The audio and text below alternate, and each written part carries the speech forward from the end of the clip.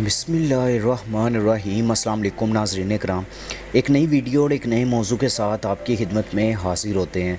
बात करने जा रहे हैं जिन्स की तब्दीली और नया पासपोर्ट हासिल करने की कोशिश की और उन्होंने मुझे भरना किया, छुआ और रेप की धमकी दी। इस वीडियो की डिटेल में जाने से पहले अगर आप मेरे चैनल पर नए हैं और पहले दफ़ा आए हैं तो जल्दी से जल्दी चैनल को सब्सक्राइब कर लें और बेल आइकन को ज़रूर दबाएँ ताकि लेटेस्ट वीडियो आप तक पहुँचती रहें। इसने मुझे कहा कि तुम्हारा जिस्म बहुत खूबसूरत है और अच्छा है, तुम किस तरह का सेक्स पसंद करती हो। 25 साल ट्रांसजेंडर खातून कैमिला ने उज़्बेकिस्तान के एक हिरासती मरकज़ में अपने साथ होने वाले जिनसी तशद्दुद की रुदात सुनाते हुए परेशान नज़र आ रही थी। कैमिला सिर्फ 17 साल की उम्र में रूस चली गई थी, जहां वो अपना जिन्स तब्दील करने के लिए ऑपरेशन करवाना चाहती थी, लेकिन उन्होंने अपनी अज़बिक शौरियत नहीं छोड़ी थी। उज़्बेकिस्तान में ऐसी सर्जरियाँ करवाना कोई आम बात नहीं और ऐसे अदाद-ओ-शुमार मुयस्सर नहीं जिससे ये मालूम हो सके कि मुल्क में कितने अफराद ने जिन्स की तब्दीली के लिए ऑपरेशन करवाया है। तमाम सबूत इस तरफ इशारा करते हैं कि उज़्बेकिस्तान में लोग हार्मोन थेरेपी करवा सकते हैं और कभी शाज़ो नादिर जिन्स की तब्दीली के लिए भी ऑपरेशन किए जाते हैं, लेकिन ज़्यादातर वो उज़्बेक बाशिंदे जो जिन्स की तब्दीली के लिए ऑपरेशन के ख्वाह होते हैं वो रूस या दीगर ममालिक जाते हैं।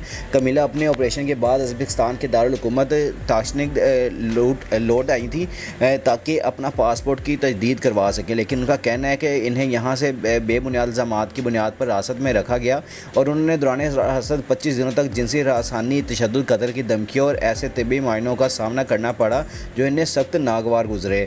उज़्बेकिस्तान के कवानीन में ट्रांसजेंडर अफराद के हवाले से कोई शिक मौजूद नहीं, ताहम किसी और मुल्क में सर्जरी होने की सूरत में भी लोग अपने जिन्स की तब्दीली की तस्दीक करके नए शनाख्ती कार्ड या पासपोर्ट वसूल कर सकते हैं। जब हम ऑनलाइन गुफ्तगू कर रहे थे तो कैमिला ने मुझे अपने शनाख्ती कार्ड दिखाया जो इन्हें ताशिक ने दौरान हिरासत जारी किया गया था और इसमें इनकी जिन्स खातून लिखी थी। वो कहती हैं कि जैसे ही मुझे अपना शनाख्ती कार्ड मिला मैंने सफ़र के लिए पासपोर्ट के लिए अप्लाई कर दिया और पासपोर्ट ऑफिस के सरबराह ने मुझे कहा कि मेरा इंटरव्यू करना पड़ेगा क्योंकि जो लोग बैरून मुल्क जा रहे हैं या रहे हैं इनके लिए यही तरीक़ाकार है। उन्होंने इस इंटरव्यू के लिए रजामंदी ज़ाहिर की और इन्हें ज़िलाई पासपोर्ट ऑफिस के कमरा नंबर 3 में ले जाया गया, जहां इनकी मुलाकात एक जवान पुलिस एहलकार बाबर से हुई जिनकी उम्र 20 साल के करीब थी। और कैमिला याद करते हुए बताती हैं कि बाबर ने इनके फ़ोन का जायज़ा लेना शुरू कर दिया जिसमें इनकी ऐसी प्राइवेट तस्वीर भी मौजूद थी जो सर्जरी के बाद बनाई गई थी। बाबर ने कहा कि आपका जिस्म बहुत पुरकशिश है और छाती भरी हुई है और आपको किस किस्म का सेक्स पसंद है, क्या आप दो आदमियों के साथ एक साथ या बैक वक्त सेक्स पसंद करेंगी। तो अगरचे कैमिला ने जिनसी नोयत के इन तबसरों से नाराज़गी का इजहार किया, ताहम बाबर ने इसे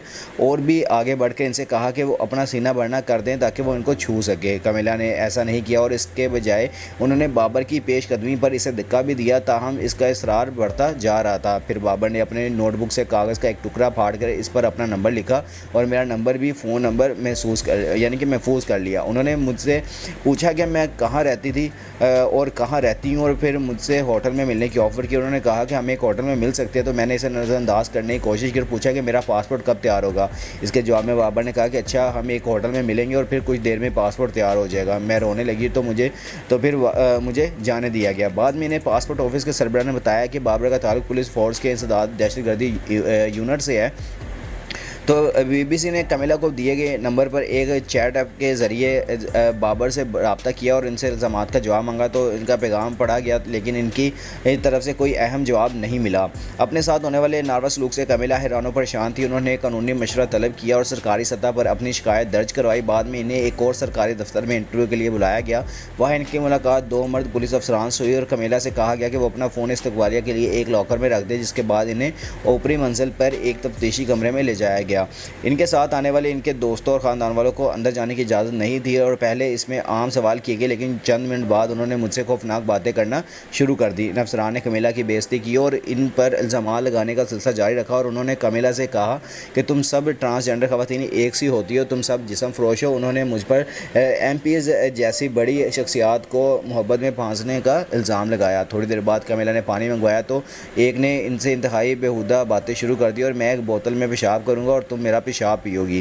फिर दूसरा मर्द बोला, तुमने बाबर के बारे में शिकायत क्यों की और अब तुम इसकी कीमत चुकाओगी। कैमिला कहती हैं कि इनकी धमकियाँ और तौहीन जल्दी पुरतशद्दुद जिस्मानी हमलों में बदल गई और अफसरान में से एक ने इनका गला दबोचा और इन्हें दीवार के साथ लगा दिया और अपने साइड होलिस्टर से अपनी हैंड गन निकाली और कहा कि अब तुम यहाँ मरोगी।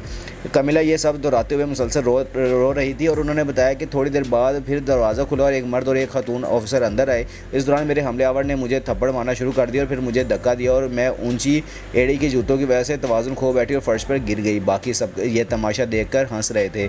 जब मैं उठ रही थी तो उन्होंने मुझे दोबारा मारना शुरू कर दिया। मैंने खातून अफसर से मदद की इल्तिजा की तो और कहा कि तुम भी एक औरत हो, क्या तुम अपने जैसी लड़की को मार खाते देख सकती हो? तो मेरे सवाल पर वो बोली कि तुम औरत नहीं हो, तुम जैसे लोगों को मारा जाना चाहिए।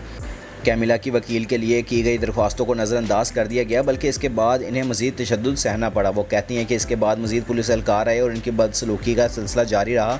फिर इन्हें धमकी दी गई और अज़बिक ज़ुबान में लिखी दस्तावेज़ पर दस्तखत करने पर मजबूर किया गया। लेकिन चूँकि इनको अज़बिक ज़ुबान पर अबूर नहीं था तो इसलिए इन्हें कुछ अंदाज़ा नहीं हुआ कि इन कागज़ात पर क्या लिखा हुआ है। इसके बाद जब उन्हें ऊपर कमरा अदालत में ले जाया गया तो वो ये सुनकर हैरान रह गई कि इन पर क्या इल्ज़ाम लगाया जा रहा था। और कैमिला ने बताया कि जज कह रहा था कि वो सड़क पर मशकूक अंदाज में काम करते पकड़ी गई हैं और जब शनाख्त के लिए पुलिस अफसरान ने सवाल किए तो उन्होंने अफसरान के साथ जाने के इक़दामात की तमील से करने से इनकार कर दिया था। कैमिला ने इंतज़ामात को मुस्तरद कर दिया, लेकिन इन्हें 15 दिन की कैद की सज़ा सुनाकर जेल भेज दिया गया। कैमिला का कहना है कि इनकी आजमाइश का सिलसिला यहीं ख़त्म नहीं हुआ, बल्कि जेल में एक जारहाना तकलीफदेह और ज़िल्लत अमेज़ तबी मुआयने से वो गुजरी। कैमिला की 15 दिन की जेल की मुद्दत के इख्तिताम पर इन्हें मज़ीद 8 दिन की सज़ा सुनाई गई और इन पर एक एहलकार को अपनी दस्तावेज़ात के असूल के लिए रिश्वत देने का इल्ज़ाम लगाया गया, जिसे उन्होंने साफ इनकार किया।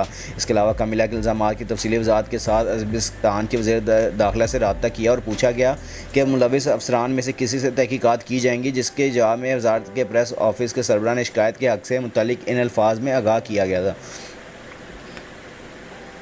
कानून नाफिज करने वाले इदारों के काम से नाखुश शहरी को एक मुकर्रर तरीक़ाकार के ज़रिए शिकायत करने का हक़ हासिल है। इसके अलावा अगर देखें तो अज़रबैजान में ट्रांसजेंडर और LGBT के बारे में अवाम का रवैया अमूमन बहुत मनफी होता है और सोशल मीडिया पर ट्रांसजेंडर को हरासा और मारपीट की वीडियोज़ इस रवैये की अक्कास करती हैं। मुल्क में इस्लाम से मुतल्लिक़ जज्बात में इस वक्त से इजाफ़ा हुआ जब से सदर शौकत